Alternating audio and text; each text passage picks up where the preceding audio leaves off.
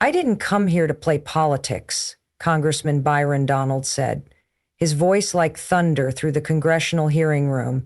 Cameras were rolling, the press gallery packed, and the entire nation watching live. "I came here for the truth, and the truth is about to burn through this place like wildfire." That was the moment everything changed.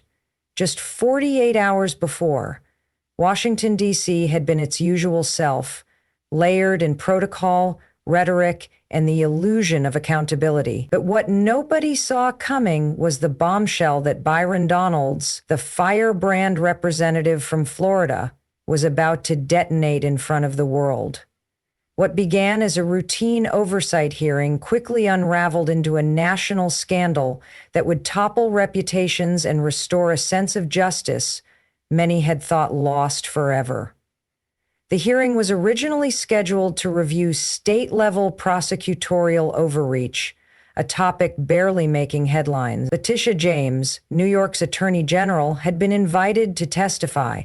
Known for her aggressive litigation strategies and high-profile cases against political figures, she had been a rising star in progressive legal circles. Some hailed her as fearless, others whispered darker rumors. Quiet accusations of selective prosecution, politically motivated investigations, and backroom deals. But until this hearing, no one had proof. No one dared. Byron Donalds did. He sat silently during James's opening statement, watching her with unwavering focus. She delivered her testimony with practiced poise, dismissing concerns as partisan noise and reaffirming her commitment to justice. Her words were polished, persuasive. The room nodded along. Then it was Byron's turn. He leaned into the microphone and asked calmly, "Attorney General James, can you confirm whether your office received political consultation prior to launching investigations into specific political opponents?" Letitia raised her eyebrows, hesitated slightly. "We consult legal advisors." "I said political consultation, not legal," Byron interrupted. "I don't think that's relevant." "It is relevant.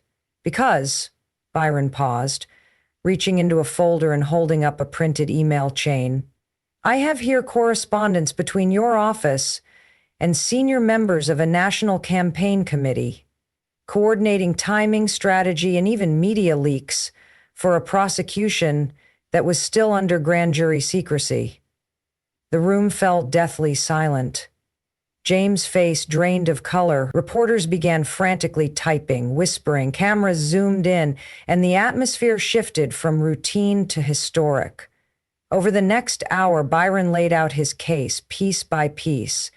Emails, internal memos, texts, sworn testimony from whistleblowers inside the Attorney General's office. One witness had come forward, anonymously, claiming political pressure had shaped legal decisions. That witness had risked everything: career, family, safety, to tell the truth, and Byron had protected them. What made this moment even more powerful was not just the evidence, it was the conviction behind Byron's words. He didn't scream, he didn't grandstand. He spoke with the gravity of someone who had felt injustice. As a black man, as a father, as a patriot who believed justice should not be weaponized, Byron's voice carried more than facts. It carried heart. "You see," he said slowly, "when the law becomes a tool for political vengeance, we don't just lose fairness, we lose freedom. That's not America. That's not justice. And that ends today." James tried to respond. She fumbled, denied, dodged. But the evidence was clear, and when the hearing concluded, the headlines exploded across the world. Byron Donalds drops bombshell corruption, calls after explosive hearing, DC in shock. Accountability returns to Capitol Hill. Within 72 hours, a formal ethics investigation was launched. Protesters lined the streets. Even political allies of James began distancing themselves. And on a rainy Friday afternoon, with media helicopters circling above, Letitiajames stepped down. But the story didn't end there. The anonymous whistleblower was later revealed to be a young legal assistant named Maya Rivera. Her conscience had overpowered her fear. Byron invited her to speak before Congress, and her emotional testimony became a defining moment in restoring public trust. Her words were raw and trembling, but unforgettable. "I didn't betray my office. I saved it. Justice is not loyalty to power. It's loyalty to truth." The story spread beyond politics. It became a cultural moment. Civics classes debated it. News outlets dissected it.